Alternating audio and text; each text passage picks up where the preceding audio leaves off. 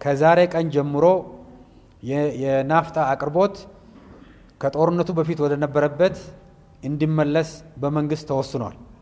የናፍጣ አቅርቦት ከጦርነቱ በፊት 9 ሚሊዮን ሊትር በቀን ይቀርብ ነበር። በነበረው አጣዳፊና አስደንጋጭ ሁኔታ የዲፖዎቻችንንም በአስተማማኝ መልኩ መሙላት ስለነበረብን የዓለም ዋጋ በከፍተኛ ደረጃ መናረ ስለሆነ ቁጠባም በኢኮኖሚ ደረጃ ማረጋጋጥ ስለነበረብን በተወሰነ ደረጃ የናፍጣ አቅርቦት በግማሽ ተቀንሶ ነበር።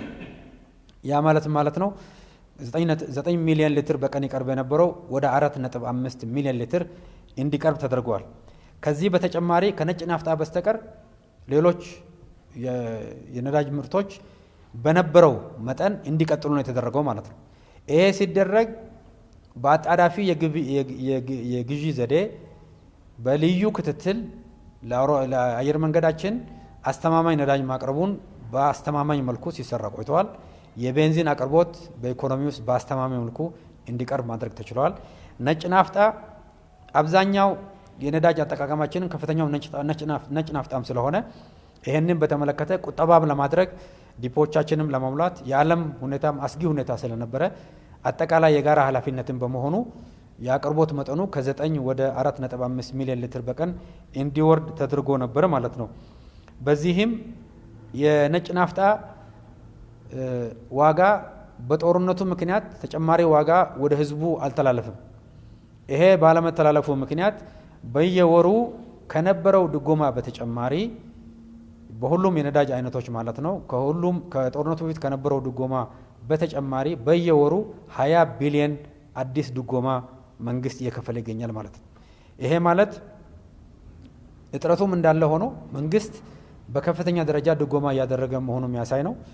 በየወሩ 20 ቢሊዮን አዳዲስ ድጎማዎች ከነበረው የማክሮ ኢኮኖሚ ሪፎርምን ተከትሎ ስናረግ ከነበረው ድጎማ ይሄ ተጨምሮ አጠቃላይ የድጎማ ክምችቱን ከ300 ቢሊዮን ብር በላይ ከፍ አድርጎታል ማለት ነው። ስለዚህ የነጭ ናፍጣ በኢኮኖሚ ውስጥ አቅርቦት መቀነሱ በህዝቡና በኢኮኖሚ አንቀሳቃሾች ደገት ላይ የተለያዩ ጫናዎች መከሰታቸው ግልጽ ነው። የተለያየ ጉዳትም የደረሰ መሆኑ ግልጽ ነው።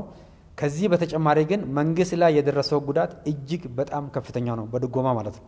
ስለዚህ በልዩ ግዢ በከፍተኛ ዋጋ ነው እየገዛን እያቀረብን የምንገኝ መሆኑ በሚገባ ግንዛቤ ማድረግ ተችሏል። በአጠቃላይ በመካከለኛው ምስራቅ በተሻለ አንጻራዊ መረጋጋት ሁኔታውን መተንበይ ባይቻልም ባለው ሁኔታን በመገምገም የመካከለኛው ምስራቅ ያለው ሁኔታ የመቀየር ኃላፊነት የዓለም ህዝቦች እንዳለ ሆኖ በእኛ በኩል ማድረግ ያለብንን ብቻ ላይ ትኩረት ማድረግ ስላለብን አጠቃላይ የናፍጣ አቅርቦት መቀነሱ ያስከተለውን ችግር በስፋት ተገምግሟል።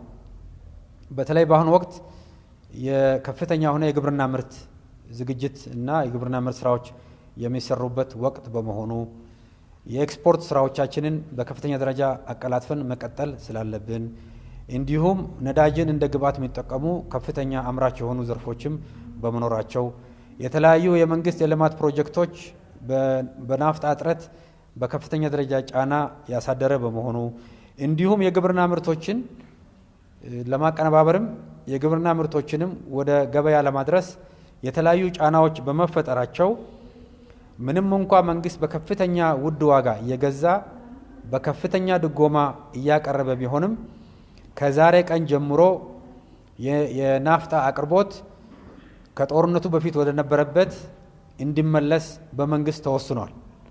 ይሄ ማለት ነው በቀን 4.5 ሚሊዮን ናፍጣ በአገር ደረጃ እናቀርብ የነበረው ከጦርነቱ በፊት ወደ ነበረበት ወደ 9 ሚሊዮን ሊትር የቀን አቅርቦት እንዲመለስ ውሳኔ ተመልሷል።